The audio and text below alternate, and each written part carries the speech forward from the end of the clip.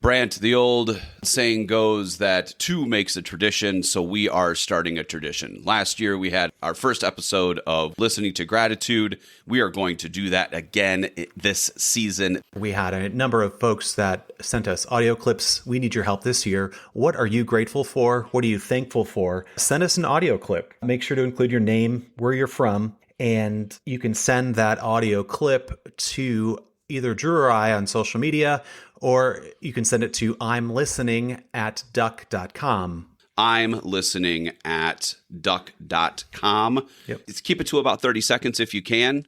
This episode is about you. We just produce it. We want to hear from those folks all over the world that are listening. We appreciate you. We are grateful for you, and we want to hear from you. Don't be shy. This was by far our most popular episode that we have produced, and we want to continue to keep that going. Why is that? It's because of you. The end. Don't be shy. Did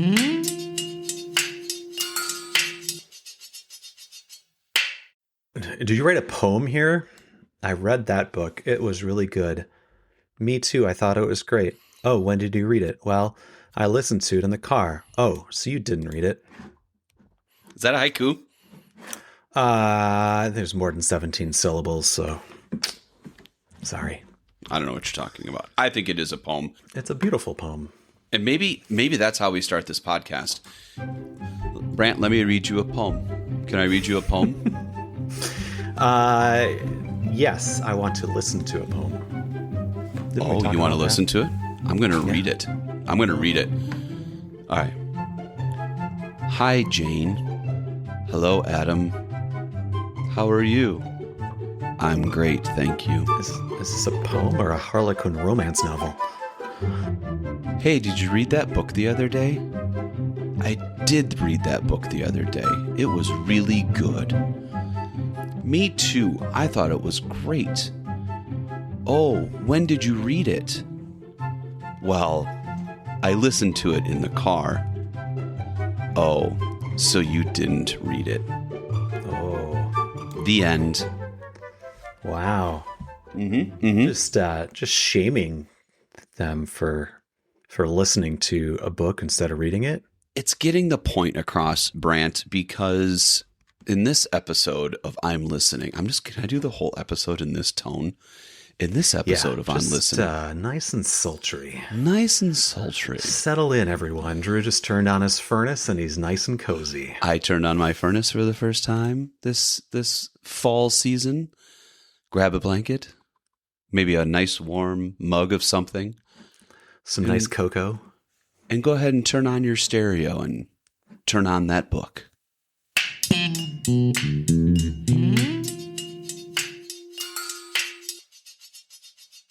From conversations to the natural world to complete silence, so many of us focus on what's next rather than what is happening now. I'm Listening is a podcast that dissects the importance of listening. I'm Drew Richmond. And I'm Brandt Christofferson. And this is I'm Listening, a podcast simply about the skill of listening. Do you listen to books or read books? No.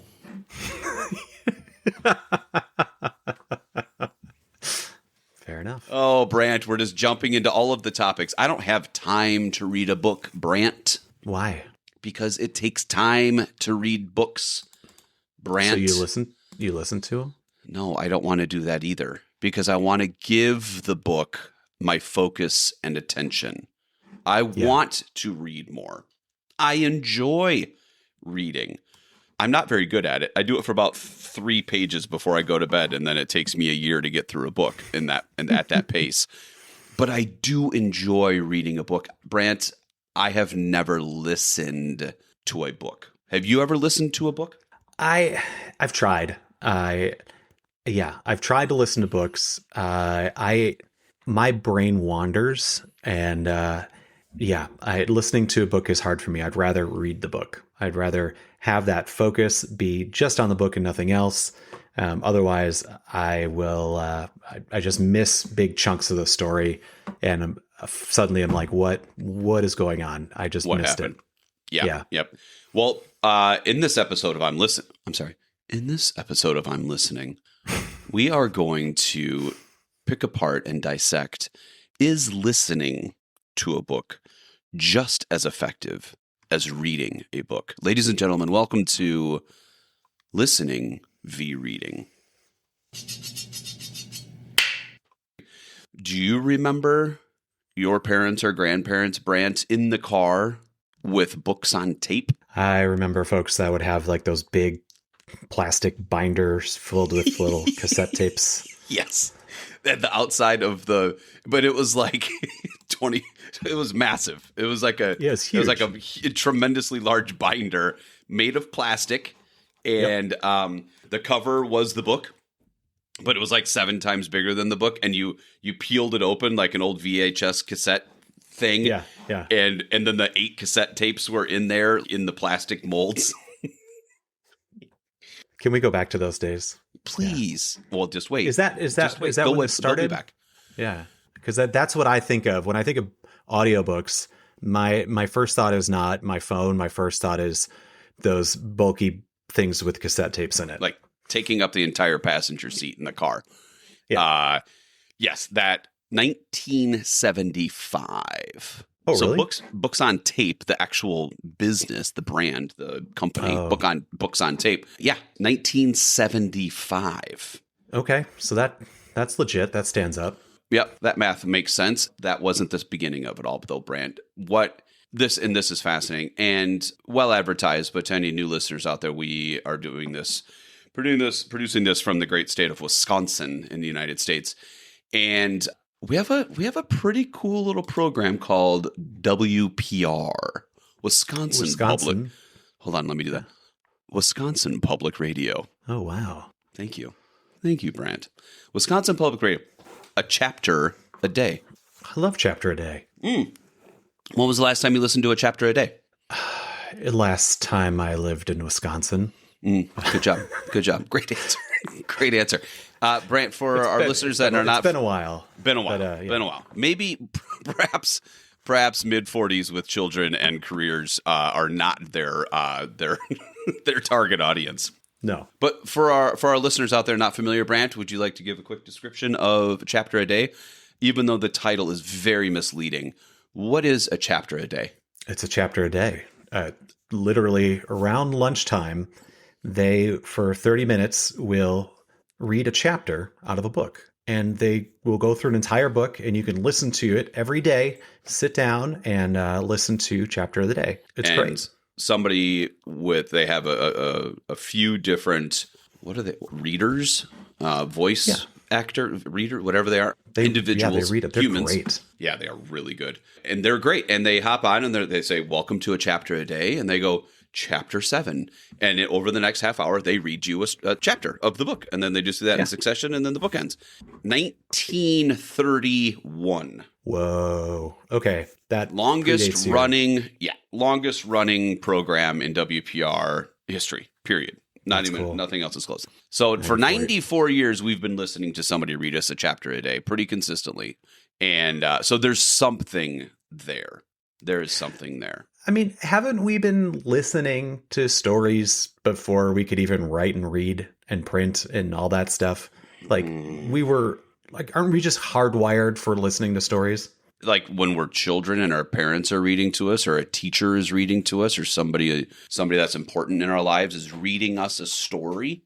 Are you saying, Brandt, are you saying we're hardwired to do that because that's how we all start listening to books? We all start listening to books when our parents are reading stories to us. We start books by listening to them and then getting into reading dismantling my entire platform of how reading is better than listening. We, generally speaking, those that are fortunate enough to have somebody read them books as little ones. You're right. We all start off, generally speaking, by listening to books versus reading books. I think reading, like at some point we start reading, right? Like starting in kindergarten, we're starting to sound out words. We're picking this up. Mm-hmm. And it's important. Like our school has this thing where they have every kid of the school logs their reading, and they read 20 minutes a day. And there's science to back this up. There's some work from the Neuropsychology and Education Services for Children and Adolescents, whatever that is. Keep going. Keep reading. Keep talking. Keep talking. Okay. If a student reads 20 minutes a day at home, 5 days a week, they will hear 1.8 million words per year. Whoa. 1.8 million. So by the time they get to sixth grade, and let's say they're reading 20 minutes a day, 5 days a week, they will have read for 851 hours by sixth grade. And they will likely score better than 90% of their peers in standardized tests because they put in the time reading. Can I unpack all of that? Yeah. So we start off, if we're fortunate enough, we start off with somebody that cares about us, a teacher, an older adult, a parent, sibling, reading a story to us, reading. Yeah. So we listen to the book. It's our first introduction to audiobooks. Right. It's the original audiobook. And then once we can start reading, there is some pretty strong evidence behind the fact that if you do this just 20 minutes a day, then even by sixth grade, you will most likely do extremely well in school, standardized testing, et cetera, because of that switch and that commitment to reading a book. Yeah. So you're telling me that it's somewhat inherent in our lives that we start listening to books, and then we should transition to reading books once we're capable of doing that. But what happens when we get out of high school, or maybe even get out of college, and we start going to work and raising our family, or starting a family, or getting married, or traveling, or get busier and busier and busier? Do we still read 20 minutes a day? Does on my phone count? No, Instagram does not count as reading. Does doom scrolling count as reading?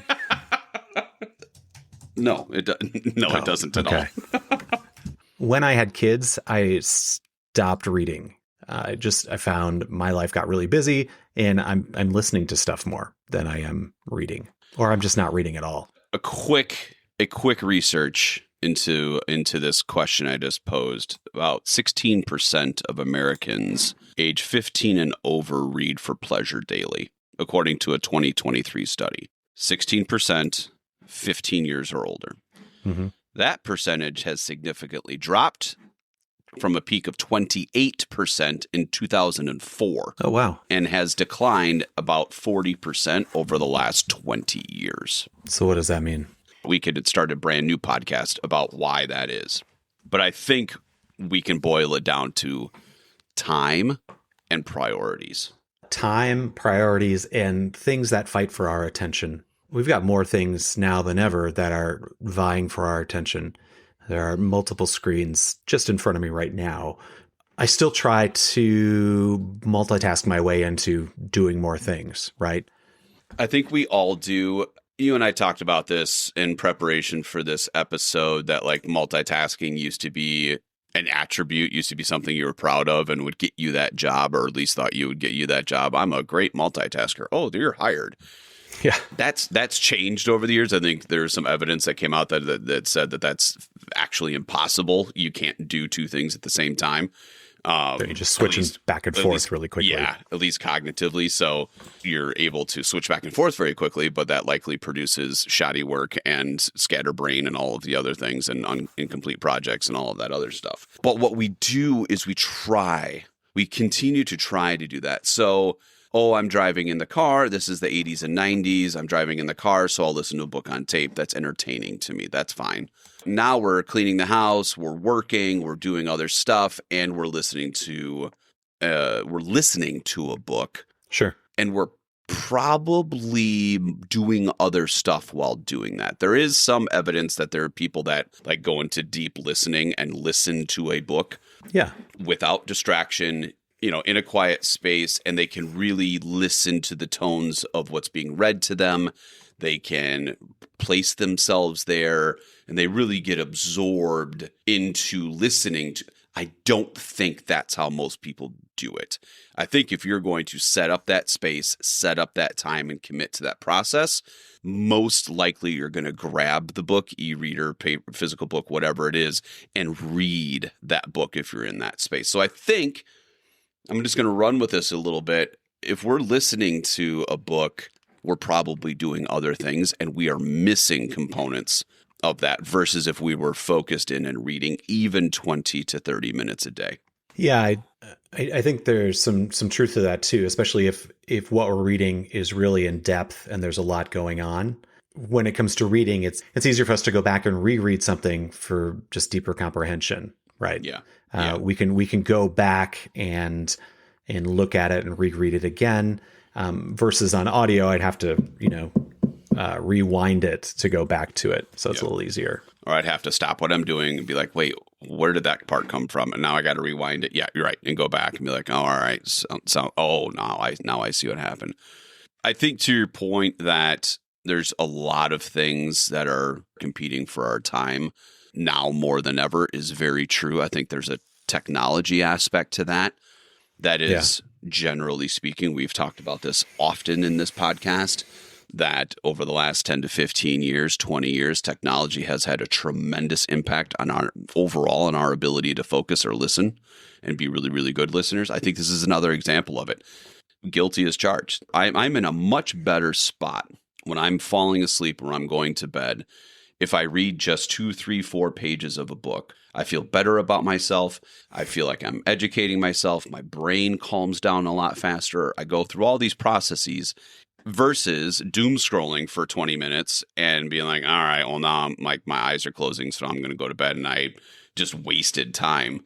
Mm-hmm. Yet, Brandt, what do I do 90% of the time? Doom scroll. Doom scroll. I sit there and stare at my phone and go, okay, well, I guess I'm going to go to bed now. The book is sitting right next to me on my nightstand. And I should have done that. I don't do it. Guilty as charged. Collecting dust. Collecting dust. Why is that?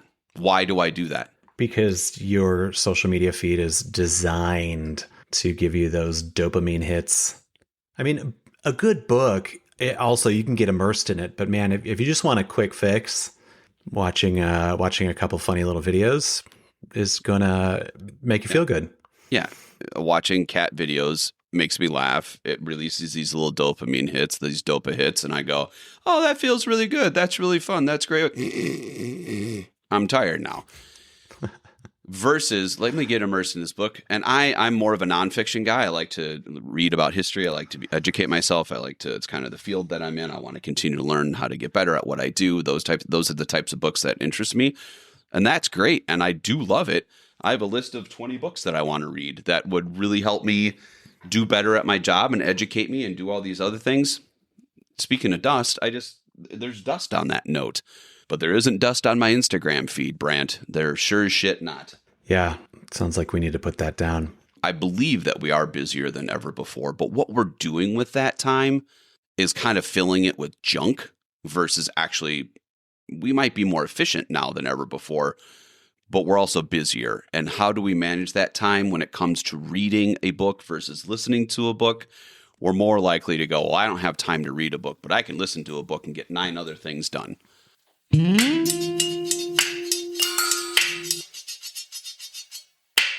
Is reading better than listening? I would say it depends, because we're using different parts of our brain when reading versus listening, right? So there's an overlap, but there's a distinct difference between what's happening when we're reading and what's happening when we're listening. When we're reading, we're visually decoding stuff and trying to analyze what's going on. Listening, on the other hand, is going to depend more on memory and attention and listening to tone and interpretation. So we're doing different things. We're still taking in a story, but we're doing it differently. And I think it's what is it doing to us if we're reading versus what is it doing to us if we are listening. I don't think one is worse than the other. I think that's a good fence to sit on right now. What's the benefit, right? What are you trying to get out of this? If you're reading a book versus listening to a book, who cares? We started off this whole thing by going into, oh, I read that book. Oh, I did too. Oh, when did you read it? Well, I listened to it over the last 2 or 3. Oh, so you didn't read it. Like you didn't really get the book because you were probably multitasking, because you were listening to tones, words, and cadence versus immersing yourself in this book. Your brain is comprehending it a lot more. It's placing you perhaps in that story. Your brain is creating visuals versus I was listening to it. Now, unless you said, well, I was deep listening to it and I was, all the other things we already talked about, which I don't believe is the majority, or even I think it's a pretty small minority. But there's still this stigma that, oh, well, you needed to read the book versus really get into it. Why is that? Well, it's how your brain is actually processing this information and creating this memory of the book versus just listening to it. Should we change this podcast to I'm reading? We're kind of poo-pooing. Are we poo-pooing listening for the first time ever? Is this the last episode of the podcast? Is this it? Is this where we end? Or it's like, yeah, we're going to print only format after this. Don't do it. I think, okay, they have their different strengths, right? They have their different strengths. If I'm looking to learn something that is going to be really complex and I want to do some deep learning, I want paper. I want a screen. I want something in front of me that I can look at. I can highlight. I can take notes. That's right. I can dog-ear the pages. Like Cliff Notes? Cliff Notes. I'll explain it to you later. Man, do they still make Cliff Notes? I don't think so. Why would you? Look it up. Because they're amazing. Yeah, they still exist. Wait a minute. So now we're in a whole nother. So now, oh, Christ. Now you can find a book. You used to be able to buy or find the Cliff Notes of that book, summarizing that book. Yeah. And you could read that, and that would give you what you needed out of the general summary. Now, the newest version of Cliff Notes is AI, where you say, hey, AI, summarize this book for me. Is that, I don't know, is that good or bad? It's fine. It's fine. It's fine. It is. Does it accomplish the task? I'm guilty of doing that with like articles that are really wordy or complex. I think it's a quote of Mark Twain. I think it might be misattributed to him, but he said, like writing a letter, said, hey, I would have written a shorter letter if I had more time. Back to time. Yeah. It is easier when we are writing something, it is easier for us to write a lot and get it all out there than it is for us to be concise and pack things down into something that is small and succinct and digestible. So when I get a really long article, I will use AI to summarize it for me because it's going to help me understand it a little better.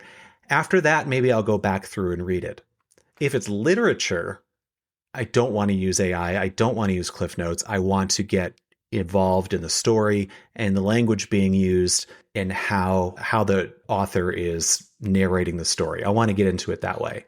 Yeah. If I'm having a real hard time following it, maybe I'll use Cliff Notes or AI or something like that to figure it out. But I think it's going to go back into what are we trying to get out of it? If I'm reading an article and if I want to understand that article, how am I best going to do that? Yeah, so it's a time and a place. It's a convenience, also purpose, like you said. So it's not, if I really want to dive into this and I really want to focus in on this, AI summaries and Cliff Notes are whatever. That's not the tool for you. You're going to sit down and you're going to dive into this subject. If you just need to get the gist of it and you just need to find out what's going on, or you want to be educated in a conversation, you could probably utilize the Cliff Notes and you could probably utilize AI summaries. And it just goes, yeah, okay, got it, cool, done. Yes, and it is convenient. It's convenient, but it's on a surface level convenient, right? Yeah. There's still the time piece that goes into this. We are looking at how deep are we able to go with something, and that also correlates with how much time do we have to do that. Yep.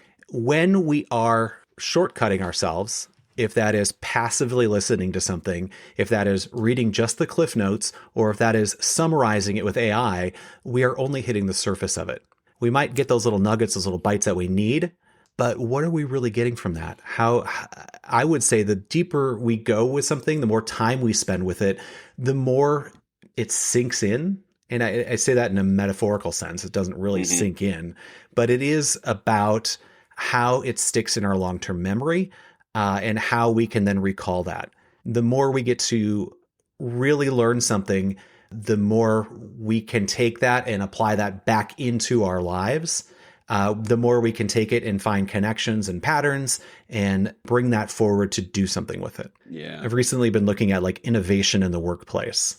This is totally off subject, but not really. And one of the big pieces when we're looking at innovation in the workplace is getting people to get past just going off the surface level of things and letting people go deep into subjects that they're interested in, that they're curious about, and really immersing themselves in it. When I get more versed in a subject, I get more ideas that might come out of that and can bring those forward. If I'm just skimming the surface, I'm not doing that. So I'm a big fan of spending the time and really diving into something, and really immersing ourselves in it, to really get the most out of it.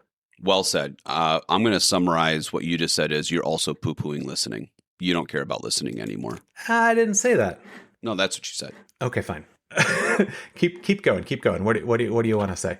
Brandt, what you just said was fantastic, and it is a nod to, if you really want to get into something, if you really want to comprehend and understand, put yourself in that story, nonfiction or fiction or otherwise, you still got to read it. You still need to sit down. You still need to give it your focus, and you still got to do it. Now, do you have to read the whole book in a day? Some people do. Some people can go through 3-4 books a week. Awesome. Great for them. They're super fast readers. They can comprehend everything. They really enjoy it, and they dive in and they get it done. I take a year to read a book. I read 2 to 3 pages a day, like 4 months a year. And that's how I read. Why is reading still important? Because if you want to, and what I liked about what you just said, if you want to take that information and apply it to other things, apply it to your work, apply it to your life, apply it to your social, like all those other things, reading it gives you that advantage to really internalize it, understand it, and then utilize it. Where if you're just listening to the book on tape, that distraction or that multitasking whilst listening to that story or listening to that book, you might not get that piece of the puzzle. You might not get that deep into it and be able to utilize it in other ways throughout your life. In defense of listening, when you just talked about listening, in my mind, we're talking about very passive listening. I think we can have active listening. If anything, I think listening maybe requires more focus than it does reading. I can read pretty quick, but to really listen, I really have to ignore distractions. I really have to put myself in that story and be there with it. And I also want to pay attention to, I don't know, folks like myself that I'm like, man, if I've got a book in front of me and it is not clicking, I need to find a different way to, and I want that information. I need to find a different way to get that information. And if that's listening to an audiobook, awesome, right? Yeah. All of our brains work a little differently. And if reading is not your thing, that's okay. See if there's a different way to take in that information. That's okay. I don't think there's any difference in comprehension when it comes to listening or reading. It just depends on how focused your reading is and how focused your listening is. Yes. It comes down to focus. It comes down to time. And it comes down to really just immersing ourselves in the subject. That's what it really comes down to in my mind. I think it's important. We were talking about, if you don't have the time to read, if you don't have the time to, you can listen. If you don't have the capabilities or the ability to read is an important aspect of this as well. The accessibility component of this is also important to note. Yeah, one of the first things we think of, like, this person doesn't have the ability to read, is maybe they can't see. Yeah. But I'd also go looking back into just how neurodiverse our brains are when it comes to reading. It could be with dyslexia. It could be with attention. It could be with a number of different things that come to processing what is written and playing it back in your head.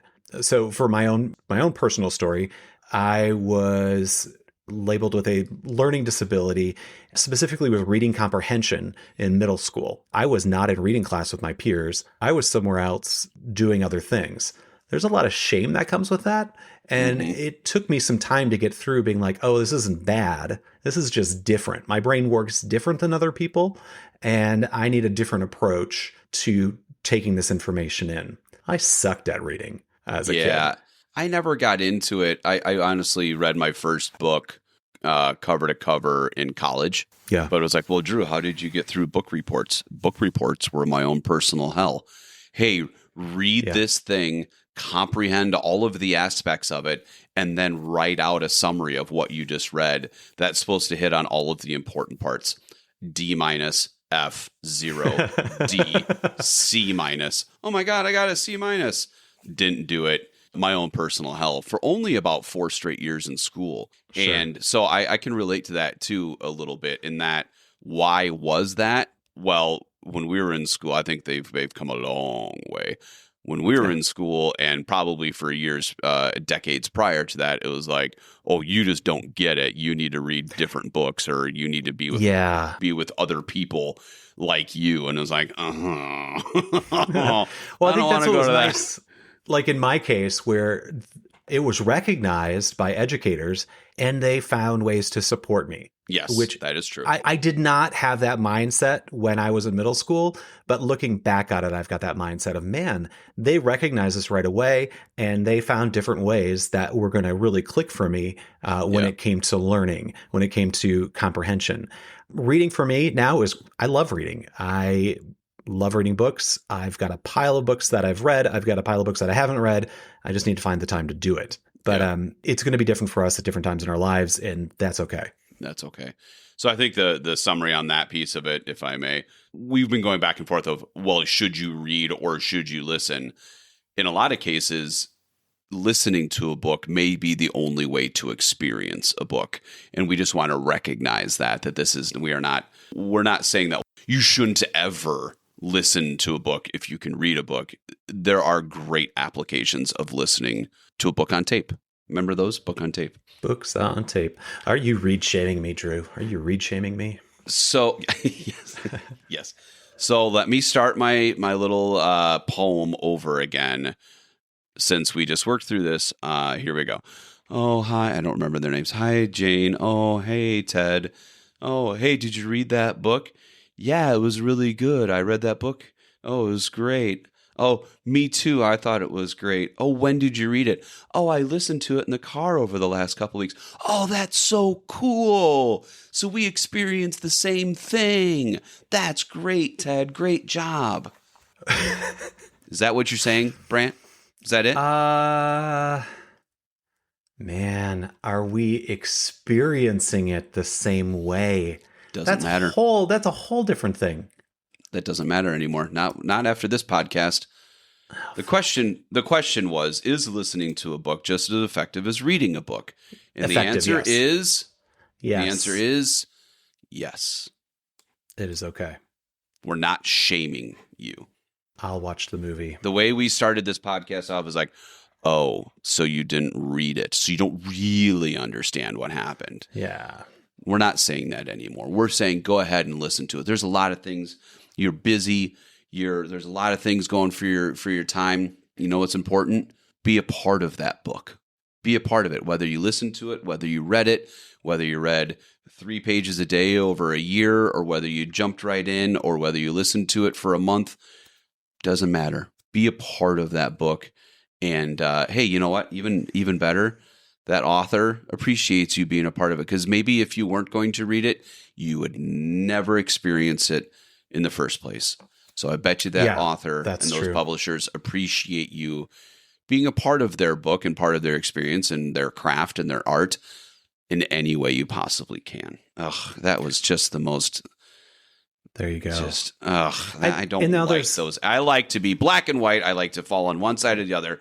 And now I'm just in the middle. I am just driving down the middle lane. I'm sitting on the fence, whatever kind of other analogy you want to put on it. Ugh. Yeah. we were talking about technology before and kind of talking against it in a way. There are, I think, things with technology that are actually really helpful too. We talked about Kindles, right? An ebook, reading a book on my phone with Kindle, specifically in Audible. They've got it set up where I can listen to a book and then I can flip right back into Kindle and keep reading where I left off. And then I can switch back into listening to it and then switch back to reading it just like that. I could do both at the same time. Oh, It's kind of cool because it is offering a way for me to still engage with the information in different ways, but almost simultaneously. It's kind of cool. Next will be a little plug-in right back here. Just kind of click, click, click, just plug it in and download it. Oh my God. So you're telling me that we went from, of course, reading the book is better and more effective. And then we went to, but listening is A-okay. You can do that. It is a great alternative. And now you just told me that we can do both at the same time? You do both at the same time. Actually, the more you interacting with information in different formats is actually going to help you learn more. If you are listening to it and reading it and talking about it and playing the video game and watching the movie and part of your book club or whatever you're doing, the more you engage with that information, the more you're going to take out of it. What's the point? What's the point of this episode anymore, Brandt? What's your takeaway? What's the point? I don't know where we are anymore. I don't understand what we just did. We like to draw hard lines, and we just said, do whatever you want, whenever you want to do it, and everything's fine. That's my takeaway. Do whatever you want. Doesn't matter. That's a nihilistic takeaway. Well, that's how I feel right now, because apparently when it comes to listening or reading, you just do whatever you want. Don't you feel more free now? Don't you feel less stigmatized? Don't you feel you can just be like, hey, you know what? It's okay that my book is sitting on my nightstand for 3 months. That's okay. I can find different ways to read that book. You can. Maybe I should try it. I've never remember. I've never listened to a book. I've never have. All right. Maybe I should start. Try it. Listen to a book. Read it. Brandt, my takeaway is whatever. What's your takeaway? My takeaway is that listening and reading, although are processed differently by the brain, our comprehension levels are still very similar if I'm doing one versus the other. Print reading might be better when it comes to trying to figure out something complex, where listening might be better when it comes to experiencing nonfiction. So that's my takeaway. All right, I'll do better than whatever. My takeaway is being a part of a book in any capacity is better than not being a part of a book. You're still learning. You're still processing parts of the brain that's really important. I think it's a fact that those that read do better, right? They're better in conversation. They're better employees. They're smarter. They're more well-rounded, et cetera, et cetera. Be a part of that book in any way you can, and you will get better at whatever it is you're looking to do. But it really, in the grand scheme of things, it really doesn't matter. Do what's best for you. Something is better than nothing, says the guy that's never listened to a book on tape. I still think you're on the team listening versus reading, because you are hosting a podcast right now and you are not authoring a book. Whoa. True story. You're right. I could stop doing a podcast and I could take all of that time and dedicate it to reading a book. Or writing a book. Or writing a book. Got a lot of ideas on that one too. Yeah, you're right. I think I am still team listening, even though I would prefer to read, because I think that works better. And with that, Brandt, we'll end this chapter of the day with so long, farewell, the end. Wow. Well said. Well said. In the description of this podcast, you will find more information and a list of any of the sources that we used. This podcast is created and produced by Drew Richmond and Brandt Christofferson. Editing by me, and the I'm Listening theme music by Drew. That's me. That's you. Brandt, I will talk to you later, my friend. We'll see you next time. Yeehaw. Have a good one, Drew. Bye, Brandt.